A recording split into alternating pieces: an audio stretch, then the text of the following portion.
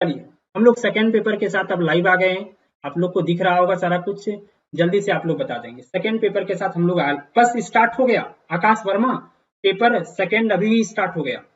Paper second start हो चुका है। पेपर सेकेंड स्टार्ट हो चुका है। आ जाएं फटाफट लाइव आप लोग। पेपर सेकेंड पे ही अब हम लोग चर्चा करेंगे। पेपर सेकेंड पे ही हम लोग चर्चा करेंगे। जल्दी से सभी लोग एक बार जुड़ जाएंगे। सेकेंड पेपर भी स्टार्ट है। इसको सेकेंड पेपर को हम लोग फटाफट लेंगे। और जैसे कि आप लोग को बताए कि कट ऑफ क्या जा सकता है, हम लोग अभी बात किए तो बहुत क्वेश्चंस का लेवल बहुत हाई था। तो आप लोग 110 से 120 जो जनरल कैटेगरी में है वो सेफ जोन में है। यहाँ तक आपकी कट ऑफ जा सकती, यहाँ तक आपकी कट ऑफ जा सकती। ठीक है, तो चलिए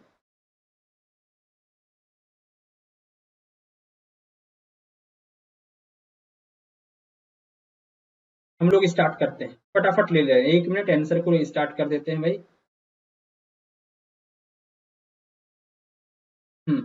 चलिए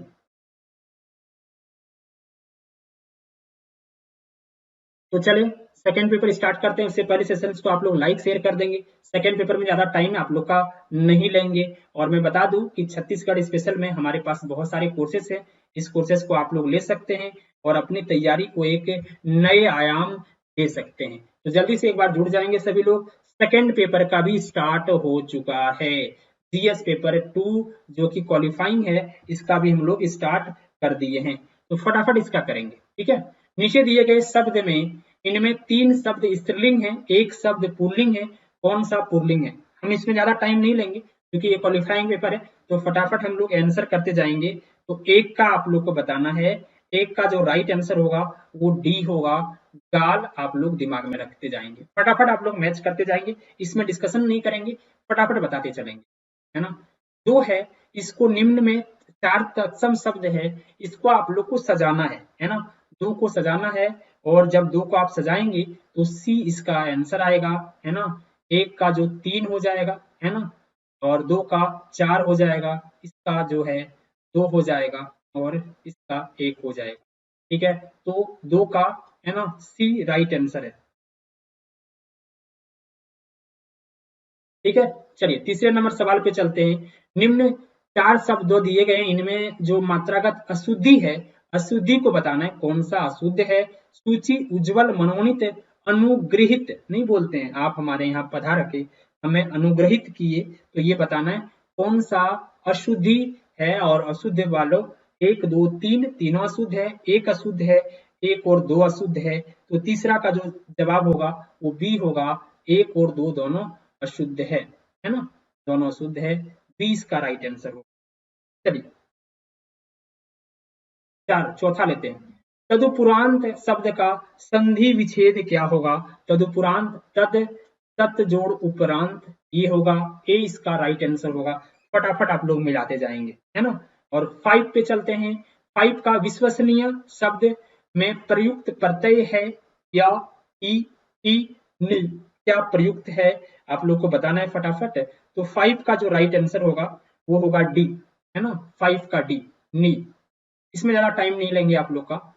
दांत काटी रोटी होना, दांत काटी रोटी होना मुहावरे का क्या अर्थ है? तो ये है गहरी मित्रता होना, मतलब गहरी मित्रता होना। नेक्स्ट सवाल है, ये सूची को मिलाना है। सेवंथ में सूची को मिलाना है और सेवंथ का जो राइट आंसर होगा वो ए होगा, है ना। ए होगा, इसका 4 हो जाएगा, इसका 3 हो जाएगा, इसका 2 हो जाएगा, इसका 1 हो जाएगा। नेक्स्ट है 8। 8 का जो आंसर होगा वो बी होगा, है ना। हम डायरेक्ट इस पे आंसर करते चलते हैं। बी इसका राइट आंसर होगा। एक का 3 हो जाएगा, खाट जो है 3 देशज शब्द है। कमीज जो है आपका 4 हो जाएगा, विदेशज शब्द है। गांव जो है तत्भव है और जनपद तत्सम है ना। चलिए 9 नंबर। मुख का विलोम शब्द क्या होगा? मुख का विलोम शब्द क्या होगा? वाचाल, है ना। चुप रहना, ज्यादा बोलना, वाचाल।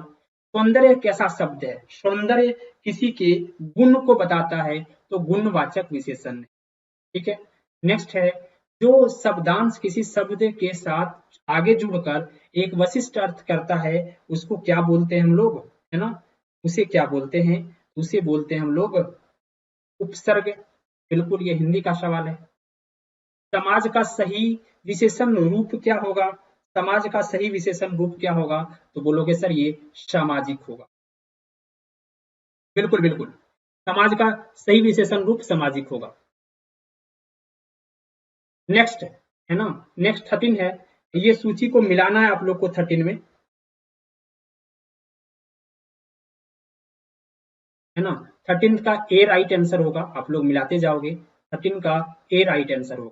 14 में मुझसे अब नहीं चला जाएगा, इस वाक्य में कौन सा वाच्य है ना, कर्मवाच्य, कृतिवाच्य, भाववाच्य। मुझसे अब नहीं चला जाएगा, इसमें भाववाच्य है, याद रखोगे भाववाच्य है। चलो 15 नंबर में आते हैं।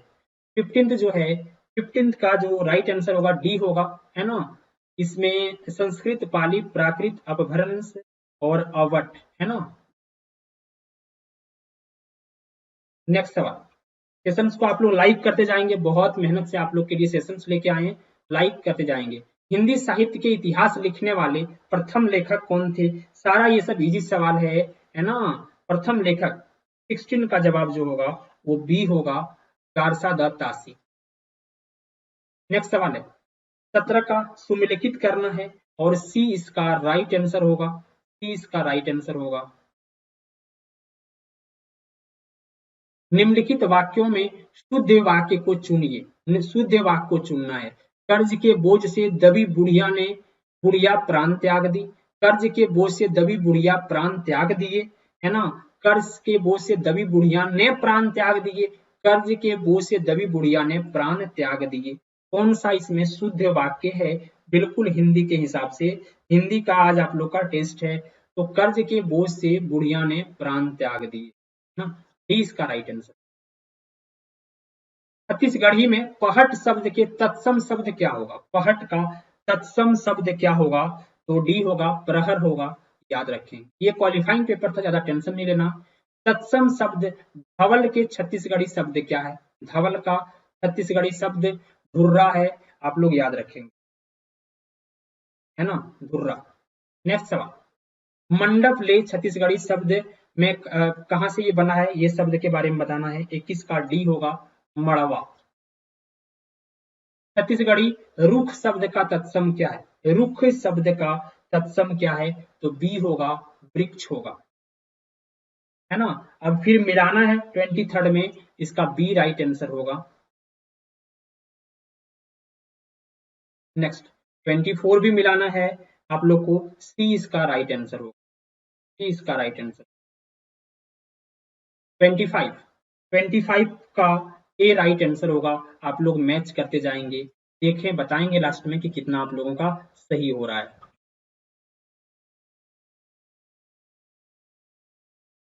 हाँ बिल्कुल बिल्कुल, चलते हैं आगे, चल रहे हैं।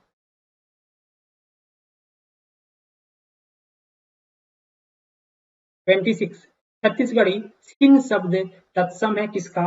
छिन्न शब्द तत्सम किसका है? डी होगा, छन का छिन्न शब्द तत्सम है। नेक्स्ट है, इसको मिलाना है 27 में, तो आप 27 का सी राइट आंसर होगा, है ना, बिल्कुल, है ना। यहाँ भी सही जोड़ी मिलाना है 28 में, और ए इसका राइट आंसर होगा, आप लोग दिमाग में रखें। छत्तीसगढ़ी में वर्दी का मतलब क्या है? वर्दी, वर्दी मवेशी का झुंड, वर देने वाला, वरदाना। वर्दी का क्या अर्थ है ना, तो मवेशी का झुंड, है ना, मवेशी का झुंड। छत्तीसगढ़ी डेरियाना का मतलब क्या है? ढेर करना, आलस करना, ढेले से मारना, ढेले निकालना। क्या अर्थ है बताओगे भाई?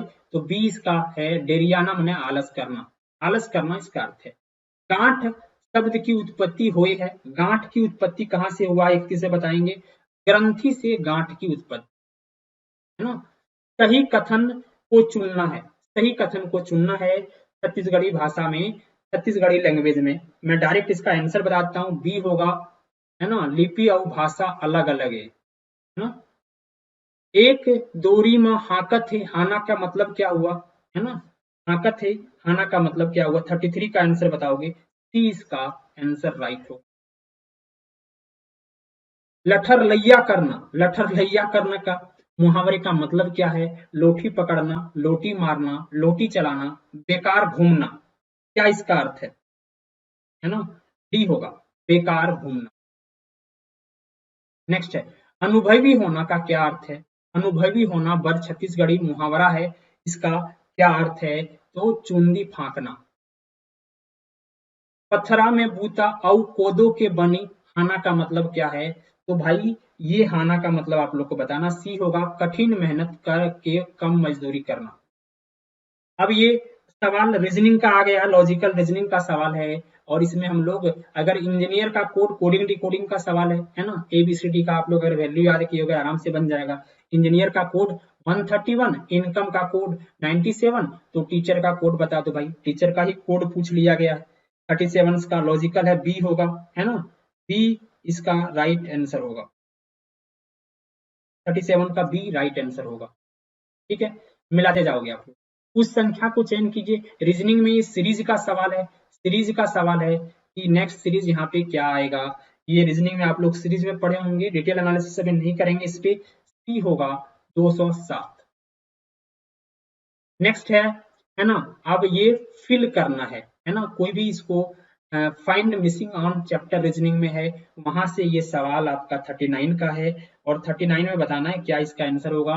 ए इसका आंसर होगा 107, यहाँ पे आप फिल करेंगे। लॉजिकली रूप से आप लोग माइंड लगाते रहेंगे। चलिए, ये सवाल अभी हम लोग के कंटेंट टीम से नहीं आया है, 40 और 41, है ना। ये ब्लड रिलेशन का सवाल है ना, इसका अभी नहीं आया है, तो बाद में इसको हम लोग चर्चा कर लेंगे। नेक्स्ट हम लोग 43 पे चलते हैं, है ना।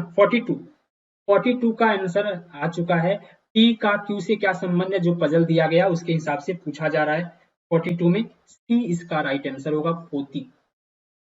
43 सेलुलिज्म का सवाल है। सभी शहर जैसे आप लोग बनाते हो, सभी शहर जिले हैं, है ना, सभी शहर जिला है। कोई शहर राज्य नहीं है, कोई शहर राज्य नहीं है, केवल देश राज्य है ना।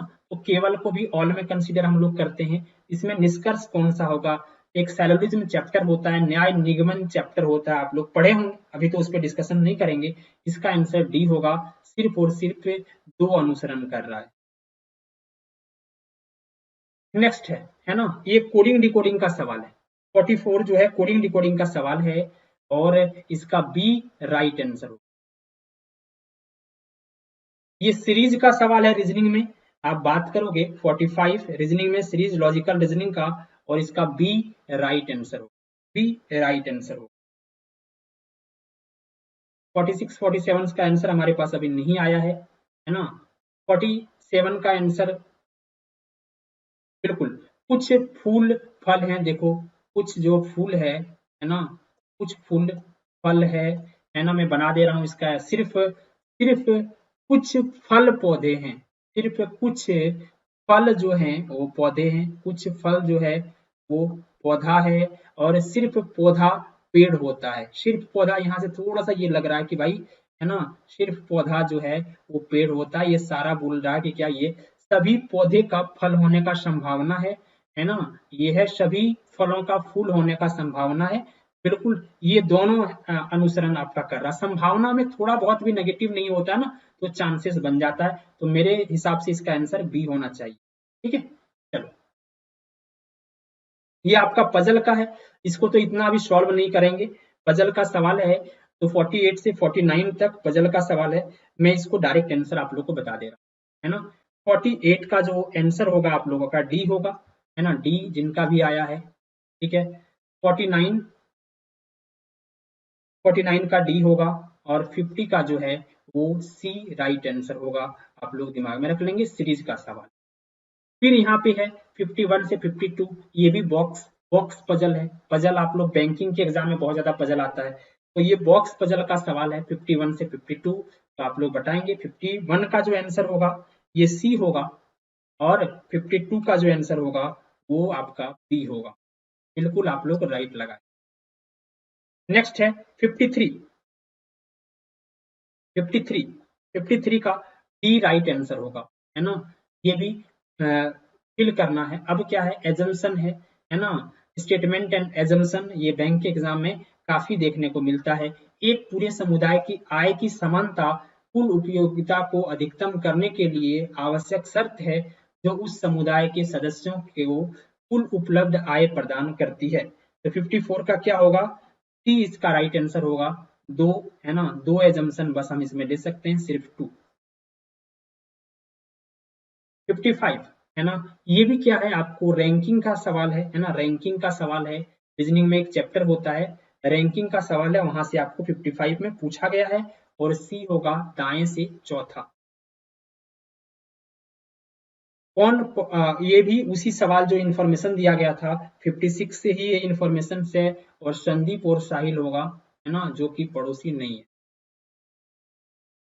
नेक्स्ट हम लोग का आता है हाल ही में, अभी ये भी क्या है भाई, दिए गए जो सर्वाधिक उपयुक्त है उसको चुनना है। हाल ही में पेशेवर रूप से योग्य युवाओं के लिए नौकरी के बाजार में सुधार हुआ है, फिर भी आपके सामने ऐसे मामले आए हैं जहां कई युवा अभी भी नौकरी पाने में सक्षम नहीं है। आप नौकरी की उपलब्धता बढ़ाएंगे, आप अपने कुछ पेशों से युवाओं की सहायता करेंगे, लेकिन प्रक्रिया से समझौता नहीं करेंगे।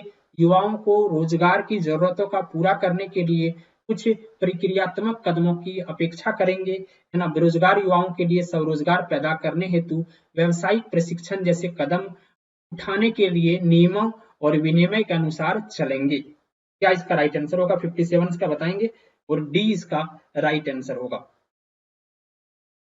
डी इसका राइट आंसर होगा। नेक्स्ट है 59 का, आप लोग को बताना है 59 का आंसर, है ना, डी होगा इसमें। ये भी आपका रीजनिंग चैप्टर का सवाल है। 60 और 61 डाटा इंटरप्रेशंस का है। अभी इसका आंसर हमारे पास नहीं आया है, तो इसको हम लोग बाद में डिस्कशन कर लेंगे। जिसका आ गया उसको कर लेते हैं। 60 का आंसर भी नहीं आया है, 61 का भी नहीं आया, है ना। चलो 62 मैथ से है ना, ए इसका राइट आंसर होगा। मैथ में परसेंटेज से सवाल है, अभी मैथ को सॉल्व नहीं करेंगे, ए राइट आंसर होगा, आप लोग दिमाग में। 63 है ना, 63 का आंसर अभी नहीं मिला है, जैसे ही आंसर आ जाएगा आप लोग को अपडेट कर दिया जाएगा। 64 को देखते हैं, 64 का राइट आंसर सी होगा, है ना। ये भी आपको सीपीएसपी प्रॉफिट लॉस का सवाल है, बहुत इजी सवाल है, आप लोग बनाएंगे तो इसका आंसर सी आपका आएगा निकल के। हम ज्यादा अभी उस पर नहीं जाना है कि कौन सा आंसर आएगा कौन सा नहीं आएगा। नेक्स्ट सवाल 65, 65 का डी आंसर आएगा। एक उड़ान बिजनेस क्लास इकोनॉमी वाला जो है, ये रेशियो का सवाल है, मैथ में जो रेशियो चैप्टर है उसका सवाल है, और डी इसका राइट आंसर। 66 का बी राइट आंसर आएगा, 254, है ना। सभी लोग अपने अपने की से मिलाते जाएंगे। नेक्स्ट है, आप लोग अभी तक अगर सेशंस को शेयर नहीं किए और लाइक नहीं किए हैं तो शेयर और लाइक जरूर कर देंगे सेशन। 67, 67 का जो आंसर आएगा वो 1 आएगा, आप लोग दिमाग में रख लेंगे। 68 ये भी मैथ का सवाल है ना। 68 और 69 का हम लोग डायरेक्ट चलते हैं, 68 का आंसर अभी नहीं मिल पाया, 68 का ए राइट आंसर होगा, 69 का ए राइट आंसर होगा। मिलाते जाएंगे जो मिलते जा रहा है आप लोग को। 70 का भी ये आपका कंपाउंड इंटरेस्ट से सवाल है, और ए इसका राइट आंसर होगा। चलिए 71, 71 का भी जो आपका रेशियो से सवाल है, रेशियो परसेंटेज का मिक्स सवाल है, ए इसका राइट आंसर होगा। 71 का ए राइट आंसर होगा। 72 है ना, ये बेसिक मैथमेटिक्स है ना, टाइम एंड वर्क से सवाल है। 72 का आंसर जो है वो सी होगा। 73 है ना, ये भी मैथमेटिक्स का सवाल है और क्वालिफाइंग पेपर है, इसलिए ज्यादा इस पे हम लोग डिस्कशन नहीं कर रहे हैं। बी इसका आंसर है 73 का बी। 74 एलसीएम एचसीएफ से सवाल है, 74 एलसीएम एचसीएफ से सवाल है, और ए इसका राइट आंसर। एलसीएम और एचसीएफ को बराबर करना का सवाल था, तो ये इसका राइट आंसर। 76 पे डायरेक्ट आते हैं, है ना। 76 का बी राइट आंसर होगा, 135 किलोमीटर, है ना। ये आपका स्पीड से सवाल है, ट्रेन और उसके स्पीड से सवाल है। चलो नेक्स्ट सवाल 77 पे आते हैं हम लोग। 77 बेसिक मैथ है, है ना, बेसिक मैथ का सवाल है और ये आप एडवांस मैथ का सवाल है, आप लोग देख सकते हैं 77 का बी राइट आंसर होगा 9.1, है ना 9.1। 78 है ना, शंकु का सवाल है, मैथ में आप लोग पढ़ते होंगे, शंकु का सवाल है, सी इसका राइट आंसर होगा 9.6 सेंटीमीटर, 9.6 सेंटीमीटर। एक नाव है ना, बोट एंड स्ट्रीम से सवाल है 79 का, बोट एंड स्ट्रीम से सवाल है और बी इसका राइट आंसर होगा, 4 इसका आंसर। ये कंपाउंड इंटरेस्ट से है, वार्षिक चक्रवृद्धि ब्याज के आधार पर निकटतम तक गणना करते हुए 15% प्रति वर्ष की दर से 57,000 का जो है 2:3/5 वर्षों में चक्रवृद्धि ब्याज यानी कि कंपाउंड इंटरेस्ट कितना होगा, कंपाउंड इंटरेस्ट कितना होगा, ए इसका राइट आंसर। चलिए, है ना, ये भी मैथमेटिक्स का सवाल है 81, है ना, डी इसका राइट आंसर होगा। ज्यादा समय नहीं लेंगे, पेपर 2 में क्वालिफाइंग पेपर है, बस फटाफट हम लोग आंसर करते जाते हैं इसका। 82 का सी आंसर होगा राइट आंसर। 83 बाद 84 डायरेक्ट चलते हैं हम लोग, है ना, 83 एंड 84, 83 एंड 84, 84 का बी हो जाएगा, 84 का बी हो जाएगा, आप लोग देख सकते हैं बी इसका राइट आंसर होगा। 85 है ना, 85 डाटा इंटरफेरेशन है और डी इसका राइट आंसर होगा 85 का। 86 ए राइट आंसर होगा 86 का। फिर 87 से फिर कोडिंग डिकोडिंग का सवाल आ गया, है ना, रीजनिंग का सवाल आ गया, 87 लॉजिकल रीजनिंग है और इसका सी राइट आंसर होगा। कोडिंग डिकोडिंग का ये सवाल है, अल्फाबेट का सवाल, है ना, अल्फाबेट कोडिंग डिकोडिंग जो चैप्टर होता है वहां से ये सवाल निकल। ये ब्लड रिलेशन का सवाल है ना, ब्लड रिलेशन का सवाल है 88 का आंसर अभी तक मेरे पास नहीं आया है, इसको हम नहीं बता रहे। 89 ये आपका एनालॉजी का सवाल है, एनालॉजी क्लासिफिकेशन और सीरीज होता है चैप्टर, एनालॉजी चैप्टर का सवाल है और सी इसका राइट आंसर। नेक्स्ट है ये आपका अल्फाबेट सीरीज का सवाल है रीजनिंग में, अल्फाबेट सीरीज का ये सवाल है रीजनिंग में और सी इसका राइट आंसर। ये भी आपका कोडिंग डिकोडिंग का सवाल है 91 जो लॉजिकल रीजनिंग में कोडिंग डिकोडिंग का सवाल है और डी इसका राइट आंसर है। 92 है ना, ये टाइम एंड वर्क का सवाल है, टाइम एंड वर्क समय और कार्य का सवाल है और 92 का जो आंसर आएगा वो डी आएगा, आपको पता होना। 93 है ना, ये भी प्रॉफिट लॉस, है ना, प्राइस से प्रॉफिट लॉस से सवाल है, 93 का जो आंसर आएगा वो डी आएगा, जिनका भी डी है वो सही टिक कर लेंगे, डी इसका राइट आंसर। और बस 4-5 सवाल रह गए, 94 का सी राइट आंसर आएगा और 95 का बी राइट आंसर आएगा, 3 आएगा नॉट 3.2। 96 का सी राइट आंसर आएगा, प्रॉफिट ये आपका मैथमेटिक्स का सवाल है। 97 का अगर देखेंगे तो सी राइट आंसर आएगा, यहाँ भी आपका है ना एक दूसरे को पार करने में, मतलब ये टाइम एंड डिस्टेंस का सवाल है। 98 का सी आंसर आएगा, है ना, सी आंसर आएगा 63 और 99 सीरीज का सवाल है, बी आंसर आएगा 1.75 और जो 100 हमारा है आज का लास्ट, बी आएगा 72.8%। तो कैसा लगा आज का सेशन, है ना, पेपर 1 और पेपर 2 आप लोग कमेंट करके बताएंगे, बायजूस एग्जाम प्रेप के साथ जरूर जुड़ेंगे। मैं कटअप एक बार फिर बता दूं, 110 से 120 रहने का अनुमान है जनरल का, उसी हिसाब से थोड़े बहुत ओबीसी, एसटी, एससी और ईडब्ल्यूएस के नीचे रहेंगे। तो सभी लोग हमारे बायजूस एग्जाम प्रेप के साथ जो न्यू सीजीपीएससी का कोर्स है प्रीलिम्स मेंस का, वहां पे जुड़ सकते हैं और बेहतरीन फैकल्टी के माध्यम से तैयारी कर सकते हैं। लिंक आपका डिस्क्रिप्शन में दिया गया है, वहां से आप लोग जुड़ सकते हैं। तो बहुत बहुत धन्यवाद आप लोग सभी का जुड़ने के लिए। आज के लिए इतना ही, मिलते हैं फिर नेक्स्ट इसी तरह धमाकेदार क्लास में। Bye bye.